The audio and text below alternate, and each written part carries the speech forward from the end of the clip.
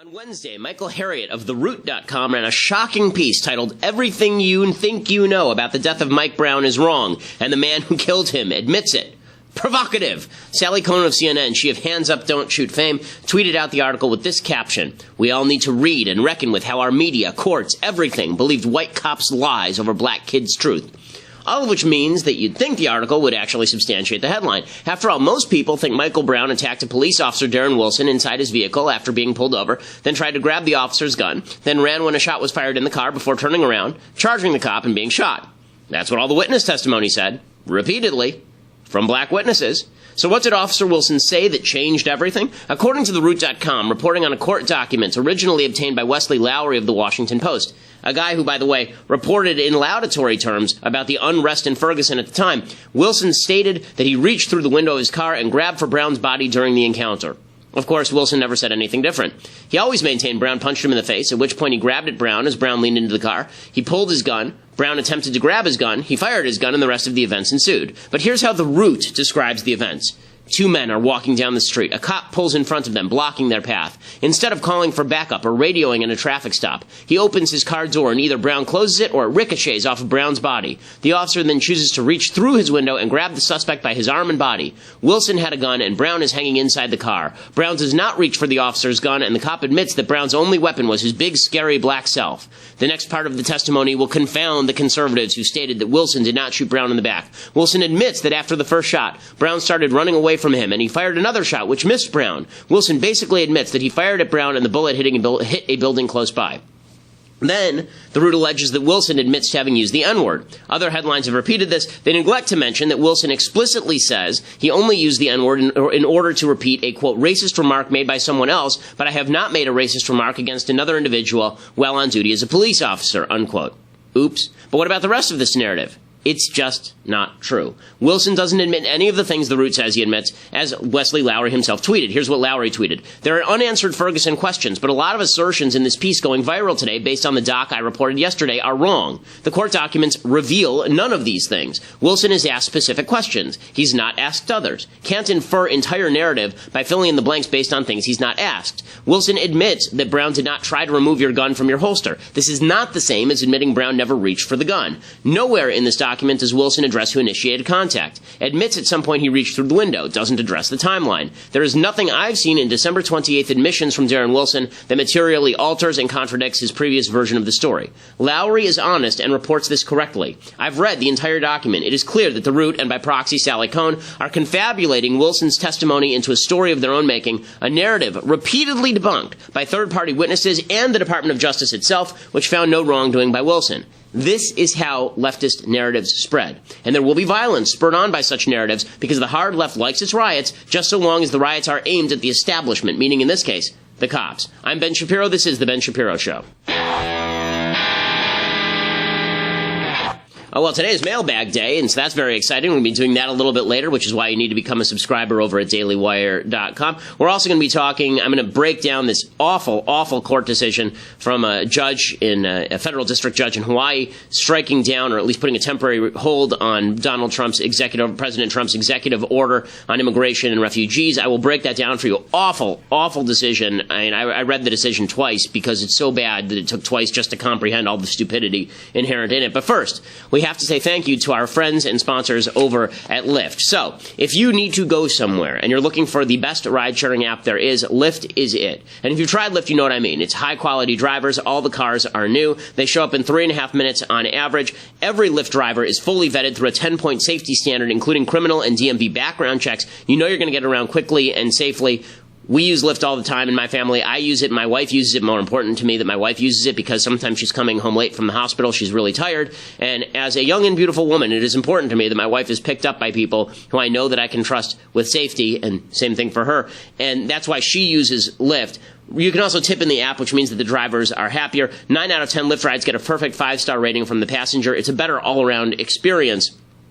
The quality is really, really high. And right now, if you download the Lyft app and you use promo code Shapiro, you get up to 3 free rides. You get 3 free rides up to $10 each, a $30 value when you enter promo code Shapiro. So go download the app right now, the Lyft app, Lyft, promo code Shapiro. And again, you get a $30 value, 3 free rides up to $10 each. Promo code Shapiro. And it is the best ride-sharing app there is, Lyft, and we thank them for being our sponsors. Obviously, use that promo code Shapiro in order to get the discount and also to let them know that we're the ones who sent you. Okay, so one of the worst judicial decisions in recent memory came out yesterday from a district court judge in Hawaii, and he struck down Donald Trump's revised executive order. Now, we didn't really talk too much about Donald Trump's revised executive order because basically what the revised executive order on immigration and refugees did is it got rid of a lot of the things that the Ninth Circuit objected to and the federal district court in Washington objected to originally in the first executive order. So, first things first. The first executive order was fully constitutional and it was fully legal.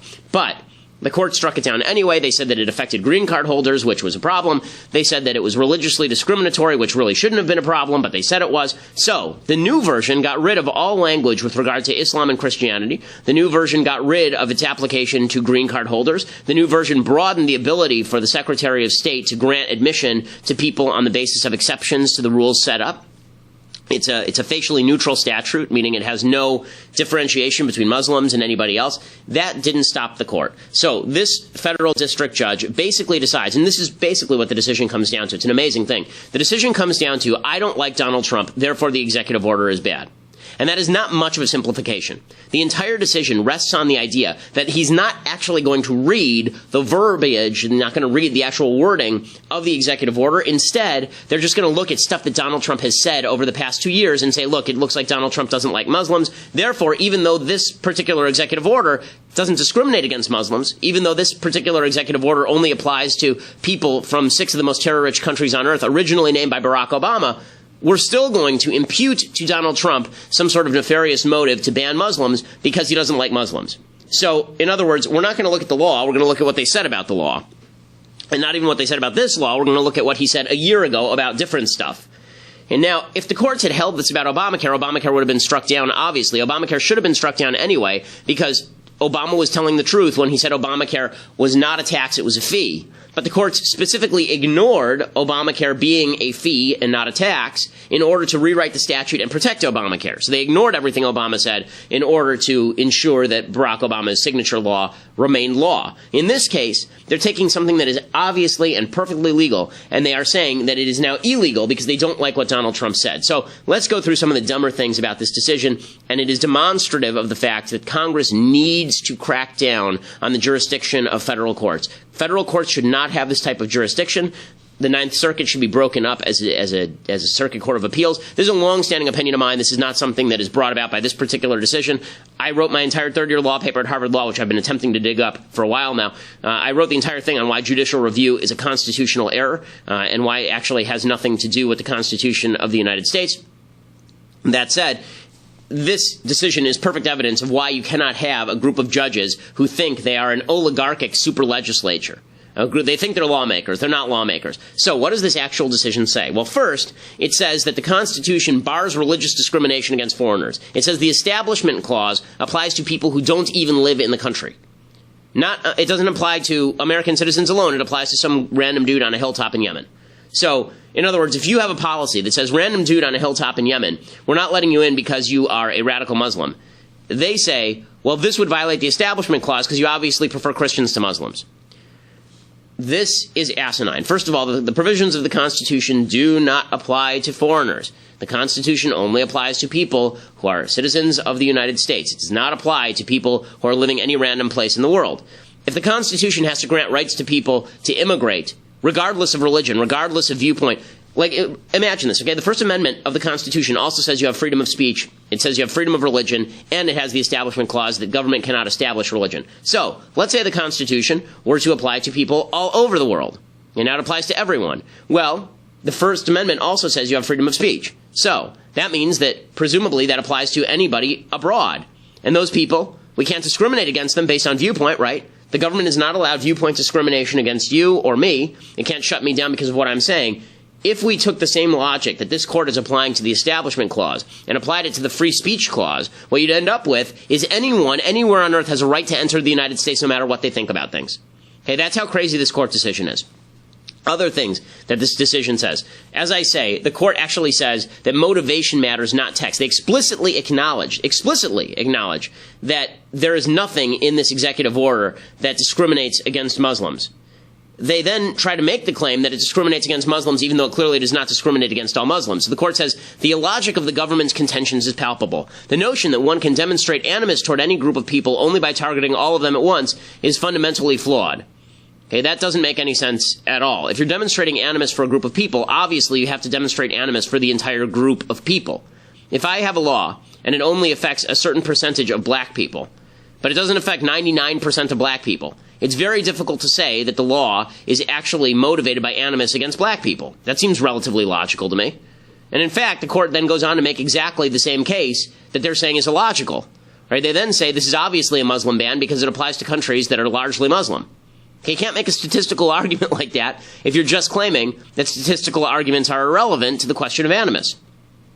They quote Donald Trump from March 2016 saying, I think Islam hates us. Okay, March 2016, he was still a candidate. He wasn't even president then. They quote Trump's infamous Muslim ban press release from late 2015, and they say all of this is the backdrop to this executive order, and then they say that because Donald Trump says mean things about the Muslims, that means that the executive order is illegal. And then they quote the 10th Circuit on this issue. And here's what they say. They basically say that maybe at some future point he could pass the exact same executive order and we wouldn't strike it down. We wouldn't put a temporary restraining order on it because we would know that he actually is not a mean guy. So now they're judging Trump as a person. He's a mean guy, right? This is what they say. From the above principles, we conclude that a government cure should be 1, purposeful, 2, public, and 3, at least as persuasive as the initial endorsement of religion. It should be purposeful enough for an objective observer to know unequivocally that the government does not endorse religion.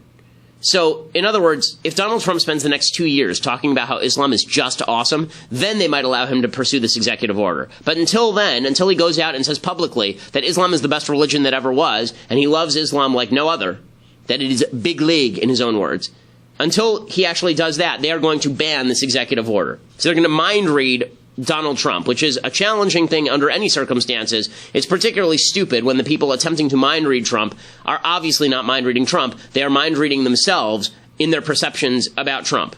Okay, other things that are idiotic about this decision. So they reinforce in this decision this notion pushed by the Ninth Circuit Court of Appeals and that federal district judge in Washington that a state is able to sue and get immigration policy held up if it doesn't benefit the state to have more immigration. So the state said one of the big issues in lawyering is something called standing. I can't sue the government based on some random law that doesn't affect me. I can't sue Mathis today based on the fact that I get food poisoning from a separate restaurant. I don't have standing because Mathis hasn't done me any harm, right? You have to, standing means that the person you're suing has some connection with the harm that is being inflicted upon you. So what the court does here is they broaden the issue of standing because really the state doesn't have any standing to sue the federal government based on immigration policy. They don't. If they could, then presumably the state of Arizona could have sued the federal government long ago for not enforcing its immigration laws affecting the state of Arizona in negative ways. They weren't able to. But now the court finds standing to open the borders. Why? Because universities in states like Hawaii won't be able to recruit that dude on the hilltop in Yemen. Seriously, this is what it says. It says, the state has preliminarily demonstrated that its universities will suffer monetary damages and intangible harms. So now we are now measuring the state standing based on intangible harms, things that can't be measured or felt. Okay, that's totally insane as well. And then finally, I think that the most insane thing here of all, I'll tell you in 1 second. But first, I have to say thank you to our advertisers over at CISO. So they have a new series out that's actually really, really funny. It's called Shrink, and it's about a guy who's $500,000 in debt after going to med school. And instead of actually starting a real practice, he starts conducting free therapy sessions for patients that he finds on Craigslist. And the series is really, really funny. You should go check it out right now. It's critically acclaimed. You can watch the trailer over at YouTube. The series is called Shrink, but you can only do that. You can only actually watch the series if you subscribe to CISO. So CISO is your one-stop shop for all comedies. CISO has backlogs of The Office. It has backlogs of Parks Parks and Rec. It has backlogs of all the British comedies like The Office and all of Monty Python. It has all the late night shows. We're going to play some late night later. Some of the late night is getting really good now, actually. So go to CISO.com and subscribe. It's just $3.99 per month. No joke. And it has all the comedy that you would ever want. CISO.com, SEESO.com. And you get 1 month free if you use promo code Ben. So you can try it out. Risk-free. See if you like it. CISO.com, promo code Ben. My wife and I really, really do enjoy CISO. We watch it almost every night because it is hilarious. And the amount of comedy content is astounding. They have the entire backlog of Saturday Night Live going back to the days when it didn't suck. And so go and check it out right now, CISO.com, and become a subscriber for $3.99 per month, and you can access their content from everything, including Amazon Fire and Apple TV or Android or iOS. You can get it anywhere. So check it out, CISO.com, and remember, use that promo code Ben at checkout so that you can, number one, signal that you listen to the show, and number two, so that you can actually get that 1 month for free and see if you like it. Okay, so the stupidest thing of all about this ruling, well, I should say the second stupidest thing. The stupidest thing is this whole feelings routine, this routine that Donald Trump's feelings about Islam shape how the court rules on an executive order. I'll tell you the reason that that's the stupidest thing. The reason that's the stupidest thing is if people can now sue the President of the United States and say that he is violating the Establishment Clause simply because he has quote-unquote animus for some group outside the United States, that violates the Establishment Clause, then you could theoretically have somebody sue Trump to stop him from pursuing military action against like Al-Qaeda and ISIS because he doesn't really hate Al-Qaeda and ISIS, he hates all of Islam, right?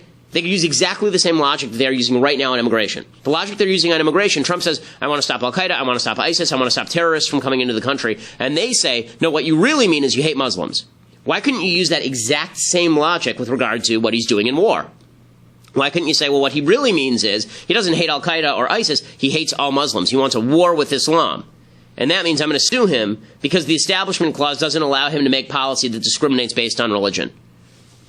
Okay, this is crazy talk. The stupidest thing, however, is this, is the second stupidest thing in this ruling, however, is the granting of standing to the plaintiff, a guy named Dr. Ismail El-Sheikh.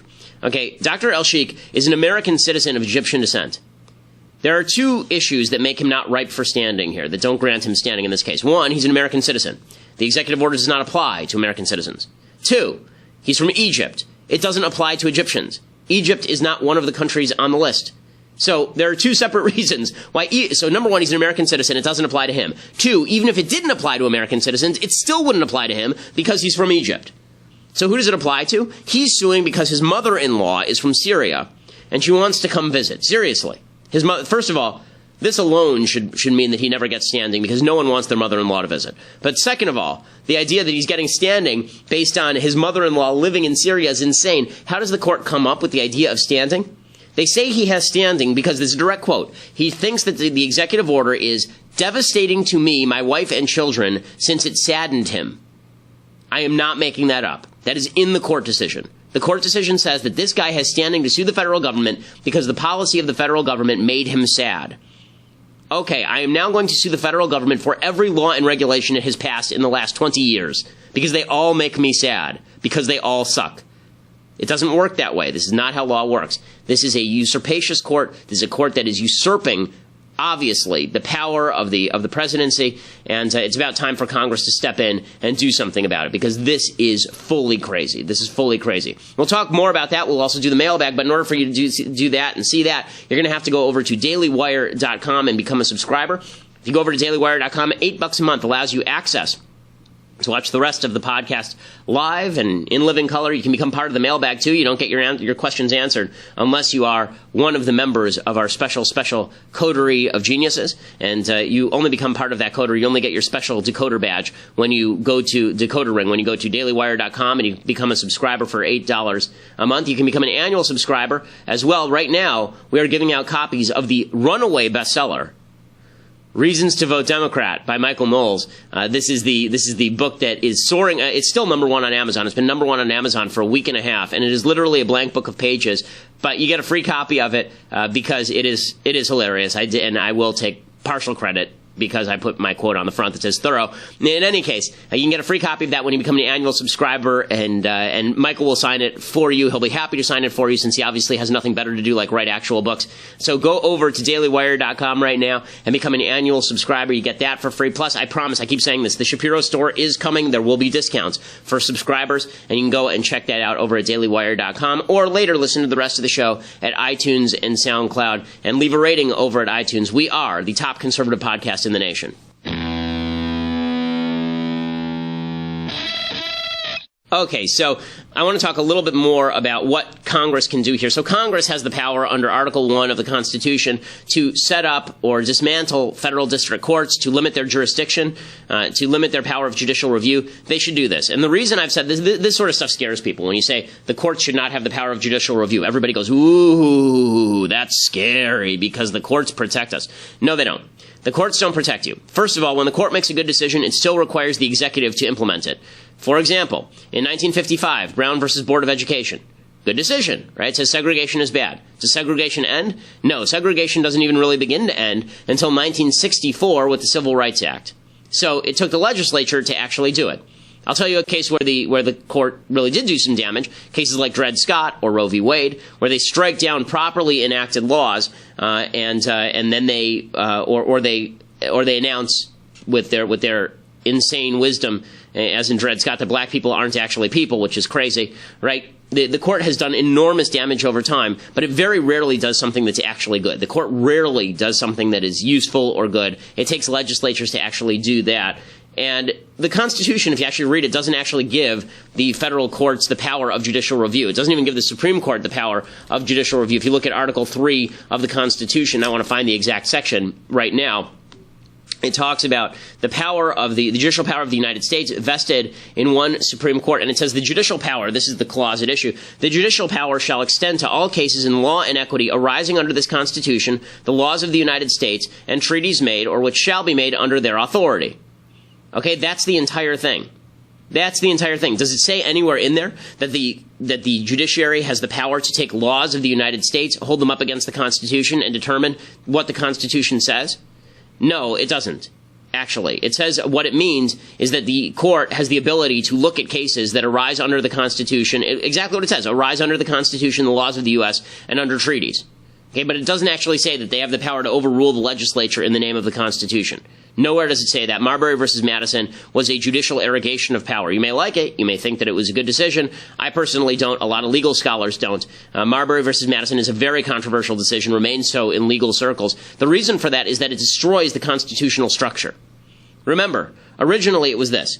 The judiciary was able to interpret the Constitution how it saw fit, but it didn't have the power of enforcement, and it didn't have the power to overrule the legislature. The legislature was able to interpret the Constitution how it saw fit, but the president could always veto and stop it. The president was able to interpret the Constitution how he saw fit, but he could have his powers taken away by Congress or by the courts, right? So the fact is that the idea that the courts were supposed to have this sort of final power to decide what was good and what was bad, that defeats the constitutional structure, because why have a president at all? Why have a legislature at all? If the courts are the wise ones who get to decide what the Constitution says, why not just make them the kings and they can determine all of our policy? And that's basically what's happening today. So it's incumbent on Congress to take back its legislative power. I'd like to see Congress do that as soon as possible, because this is really an arrogation of power that it's not unprecedented, but it is close to unprecedented. Okay. Meanwhile, the controversy over Trumpcare continues to unfold.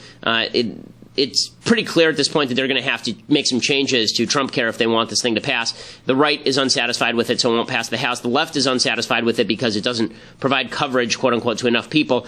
It's really unclear they're going to be able to get a majority together on this thing, because on the one hand, the right is saying this thing costs too much money, you're setting up a new entitlement. And on the left, people are saying, well, it doesn't cover enough people.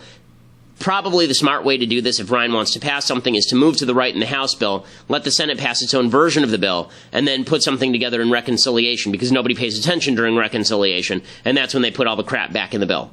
But is this thing going to pass?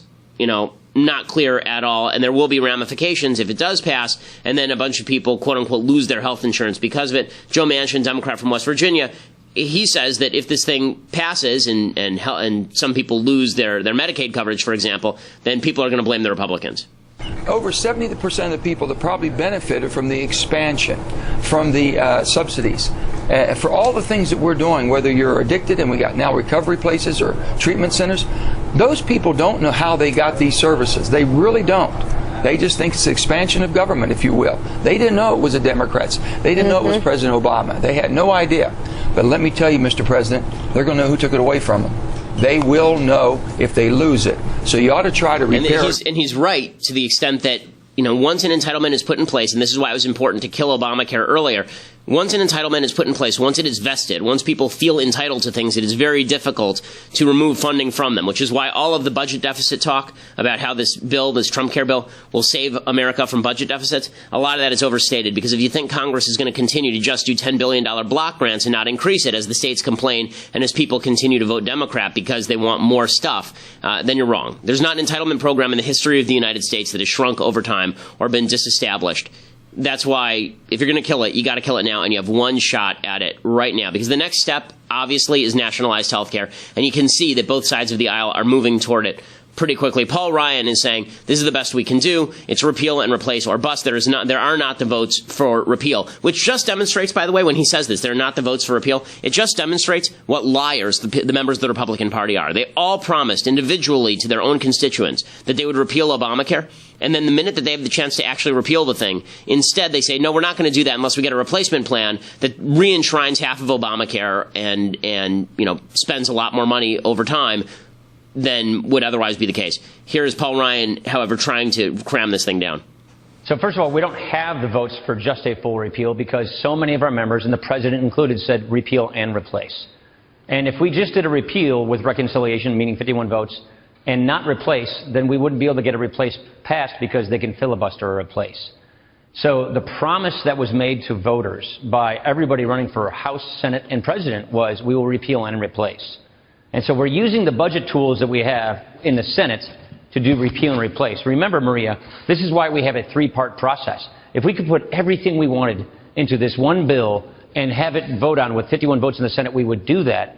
But because of the Senate rules and how narrow they are to do what we call reconciliation, you can't put everything you want in that bill, like, say, interstate shopping across state lines. So first of all, you actually can do all of those things. All you have to do is appeal the ruling to Mike Pence, who would be the Senate chair on this sort of issue, and he would rule in favor of the Republicans, and you can do whatever you want. So this is kind of a lie. So what will happen if this thing goes down in flames?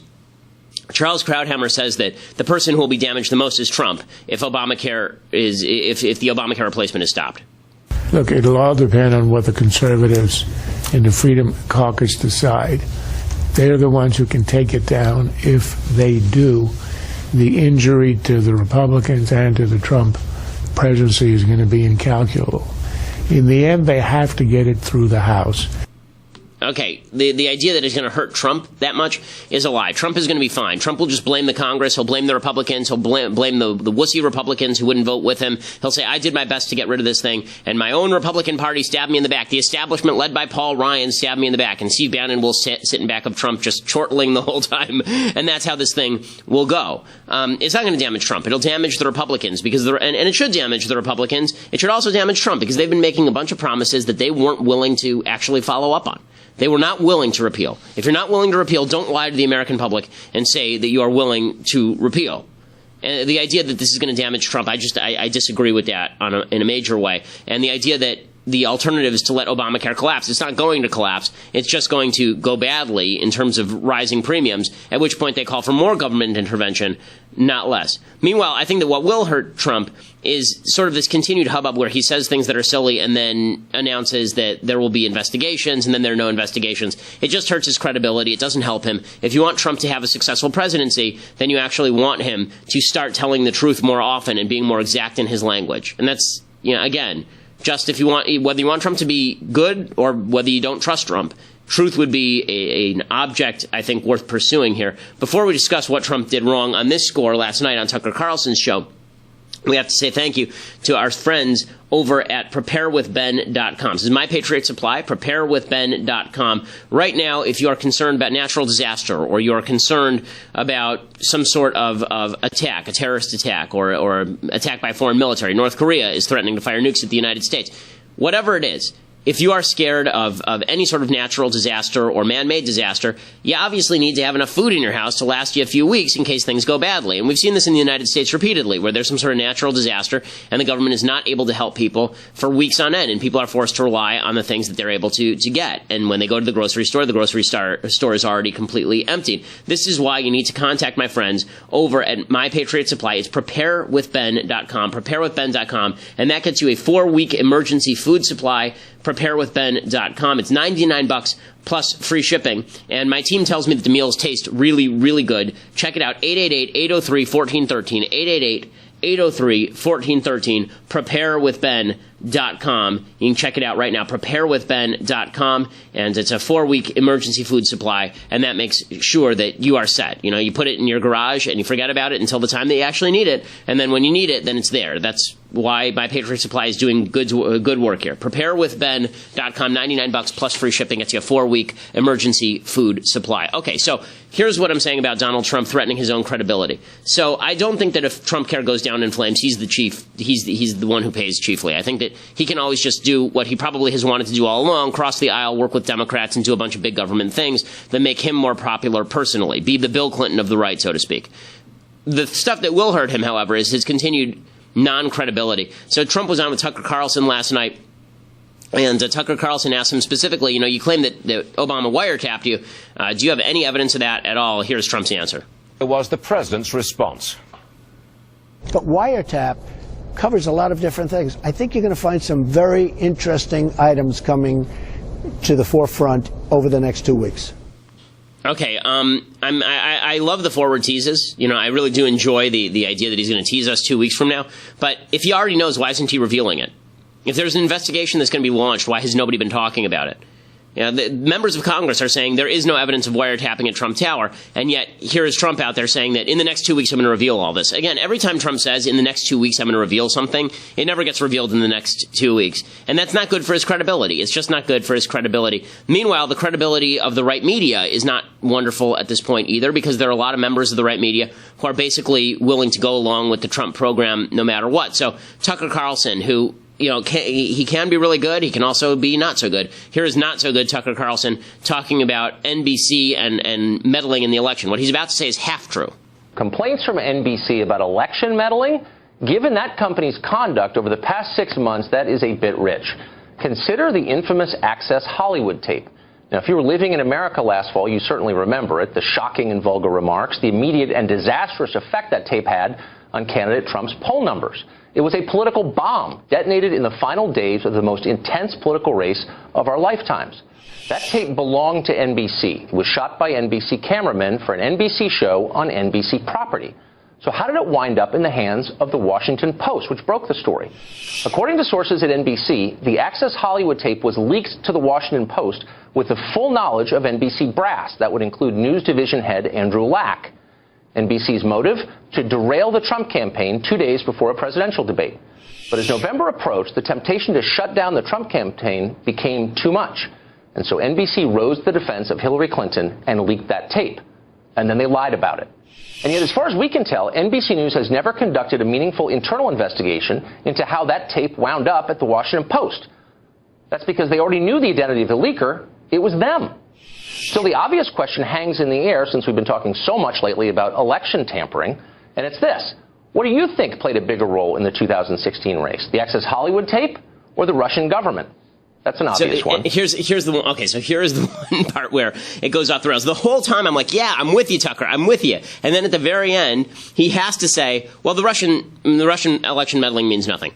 This is where you lose credibility, because here's the reality. The Russian election meddling meant something. Okay, the WikiLeaks stuff did mean something. We were talking about it every day. Donald Trump was on the campaign trail every day, citing WikiLeaks, talking about how he wanted Vladimir Putin to hack Hillary Clinton's emails. Two things can be true at once. NBC could have been meddling in the election, and so could Russia. But the problem is that for the right, it's always binary, and it's not always binary, gang. It just isn't. Okay, time for some things I like, and then some things that I hate. So, things I like, we've been doing plays and great American plays. Probably the greatest American play, it's either between this or Streetcar Named Desire, is Death of a Salesman by Arthur Miller. Arthur Miller is very often incredibly heavy-handed, but Death of a Salesman is him at his least heavy-handed. It's still, if you want to see a lot of the motives that are driving the Trump movement, actually. You can watch Death of a Salesman, and it sort of explains it. The idea of the breakdown of the family, the breadwinner who can no longer win bread for his family, and he's depressed and upset about it. And here's a little bit of the production with John Malkovich and Dustin Hoffman. Why am I always being contradicted? Well, I wanted it to be a surprise. Why don't you open a window in here, for God's sake? open The way it, they dear. boxed us in here, bricks and windows and bricks. We should have bought the land next door. The street is lined with cars. There's not a breath of fresh air in the neighborhood. The grass don't grow anymore. You can't raise a carrot in the backyard. They should have had a law against apartment houses. Remember those two beautiful elm trees out there when I and Biff hung the swing between them? Huh? Like being a million miles from Oh, the they city. should have arrested the builder for cutting those down. They massacred the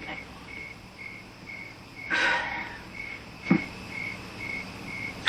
More and more I think of those days, Linda. This time of year, it was lilacs and wisteria, and then the peonies would come out, daffodils, bud fragrance in this room. Well, people had to move somewhere. No, there's more people now. No, I don't think there's more. There's more people! That's what's ruining this country! Population is getting out of control! The competition is maddening! Smell the stink from that apartment house and another on the other side! Okay, so this has been something that's been boiling in America for a long time, is this disaffected group of people who feel left behind by the modern economy. That doesn't mean that they're right. Okay, Arthur Miller was actually a socialist, and it's important to recognize that a lot of the motivating factors behind what's going on from Trump and also from Bernie Sanders, this idea that government is going to take care of you, that government is going to come in and stop the wheels of capitalism and save your job and save your neighborhood, it's just not true. In America, it's a free country, and it's up to you to save yourself. That doesn't mean that everybody can succeed in saving themselves, unfortunately, and that's why we as a community need to get together in the private sphere and help people who can't. I don't think that's up to government either. I think that's up to us. But this is a visceral look at a phenomenon that has obviously grown and metastasized over time in some pretty negative ways. Again, Trump is not the same as Bernie Sanders, but there's a lot to the idea that there's this disaffected population of people who feel left behind by the system as it grows. Okay, other things that I like. So I have to hand it to Stephen Colbert. Normally, I'm not a Stephen Colbert fan. I've mocked him multiple times. Stephen Colbert did a fantastic segment last night in which he mocked the living crap out of Rachel Maddow. He was making fun of Rachel Maddow's, big routine where she supposedly was going to break Donald Trump's tax returns. He was going to finish Trump. It was the silver bullet. And here's Colbert making fun of her. It's actually really, really good. I hold in my hand something very significant.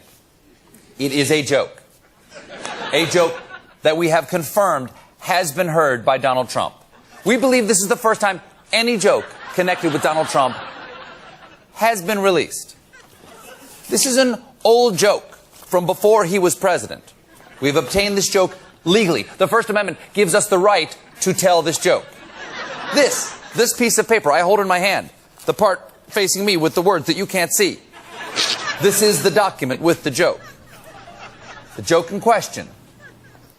Why did the chicken... But first a word on chickens. Chickens are flightless birds domesticated 3,000 years ago in Mesopotamia. They produce both meat and eggs, as well as companionship. They are eaten by people. People like Russian oligarch Dmitry Ryblyev, riboflavin, Rama Lama Ding Dong, Rubble Rubble Rutro. He's a Russian with confirmed ties to chickens. More on that later when I discuss it with this chicken expert.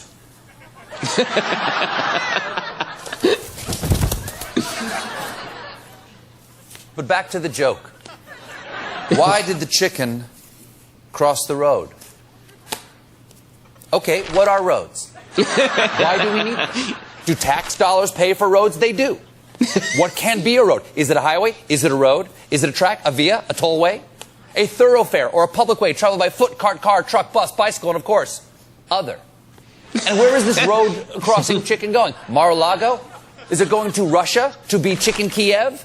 These are important questions. Okay, so it's really good. It just shows you that what Colbert does is not what Colbert should actually be doing for a living, right? So Colbert doing the late night hosting gig like he's Letterman or like he's Leno, it's actually really stupid. What he should be doing, because he's great at this is a dead-on Rachel Maddow impersonation with the hand motions and the broken midst of the train of thought. I'm just reminded of things that just occurred to me. Right? It's perfect. He's right on here. He did it to O'Reilly, and it was really effective when he was at Comedy Central. That's what he should be doing for a living, not the thing he's currently doing for a living. That's really funny stuff. And you know that the left is eating its own when Stephen Colbert is taking on Rachel Maddow. Okay, time for a couple of things that I hate. So first off, a California elementary school has now banned tag.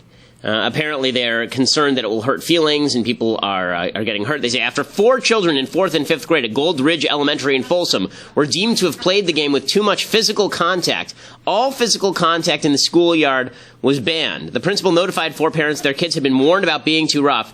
So today we implemented new procedures at school aimed at reducing physical contact and related problem behaviors.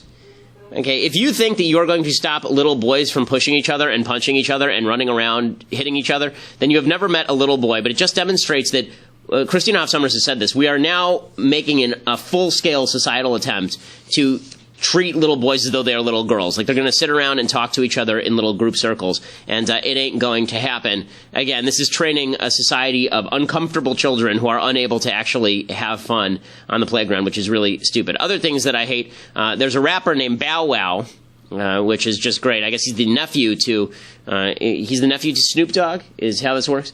And Bow Wow is very upset that Donald Trump is upset with Snoop Dogg for threatening to kill Donald Trump in a video. And so Bow Wow has now threatened to pimp Melania. It says, "Ayo, real Donald Trump, shut your punk ass up talking bleep about my uncle Snoop Dogg before we pimp your wife and make her work for us." Can you imagine if anybody on the right had ever said they wanted to pimp Michelle Obama? You know, like make her into a sex slave? Okay, this guy has not been banned from Twitter yet. This tweet is still up. It's amazing. Twitter will allow pretty much anything from the left, but they will allow a lot of things on the right they will not allow. They'll ban a lot of people who I find personally despicable, but have certainly not said stuff as bad as this. They banned Milo Yiannopoulos for doing stuff that was way less evocative than this.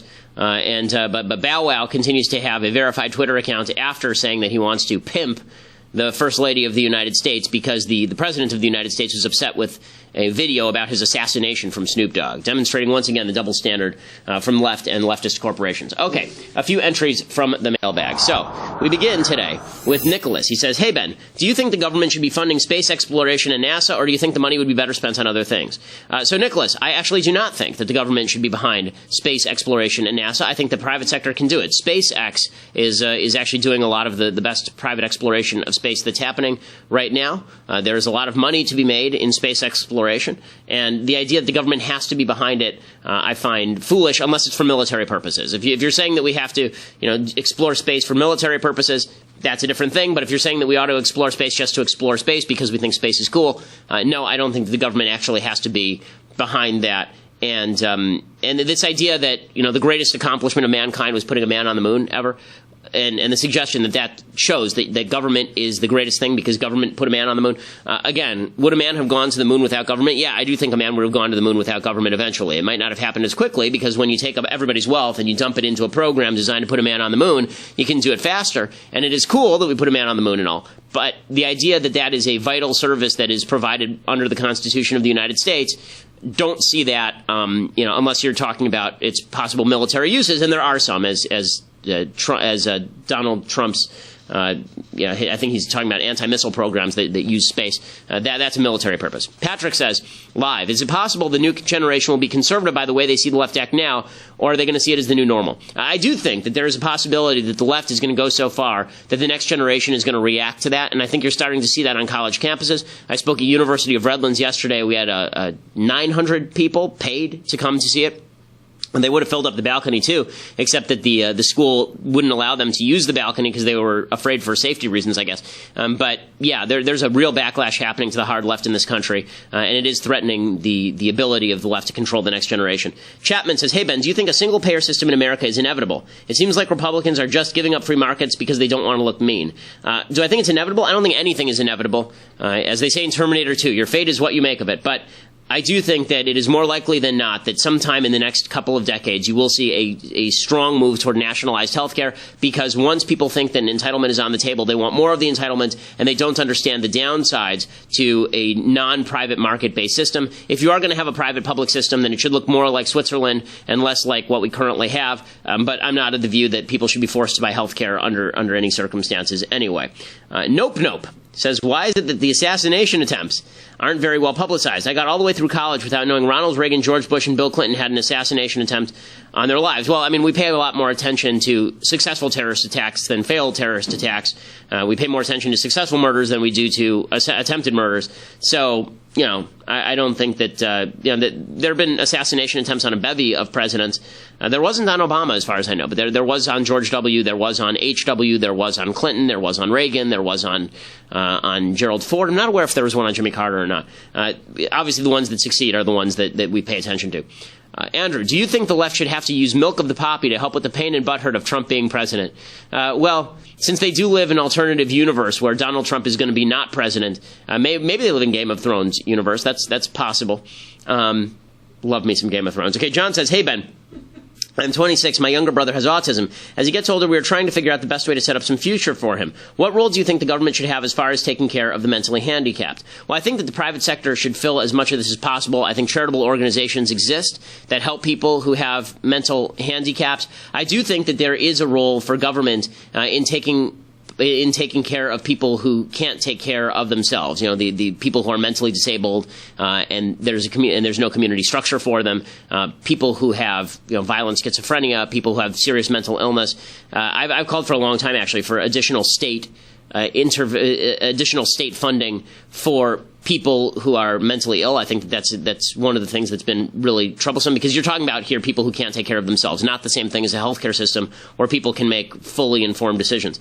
Lizzie says, I'm a junior at a public high school. I was forced to take the ACT. To my dismay, it measured only a small subset of skills. To what extent, if any, do you think standardized testing is useful, and how should it in college admissions be reformed, if at all? Well, Lizzie, I think that's why a lot of college admissions standards also include essays now, and they include extracurriculars. But to pretend that the ACT and the SAT aren't important is to ignore the fact that they basically are a small form IQ test. The truth is that the government doesn't allow people to give IQ tests in order to decide employment or college admissions, but that's basically what the SAT and the ACT are. There's very high correlation between how you do on these tests and how you measure on IQ tests, and the government has attempted to get rid of IQ tests, so you end up with these bad proxies. Peter says, my name is Peter. I'm a transgender person. I think I might be the only conservative one out there. You're not actually, Peter. I believe it or not, I actually get letters all the time, almost every day, from transgender people who are conservative and have questions about my position on this. I was wondering if you had any advice for defending myself against liberals who call me a self-hating transphobic bigot simply because I don't think we as trans folks should get special privileges. And my advice is that, just like I say to everyone in the United States, you don't have to care what other people think. Just because people on the left want you to be a certain way doesn't mean you have to be a certain way. Just because, as a trans person, you think that my opinion is wrong doesn't mean you don't have to listen to me. Right? You don't have to think that I'm right. You don't have the right to tell me what to think. You don't have the right to tell me what to say or what to do. But you have the right, certainly, to ignore me. And I think that if we all ignored each other a little bit more in certain ways, it might be a better thing. Someone asks, how old will your children be when you introduce them to guns?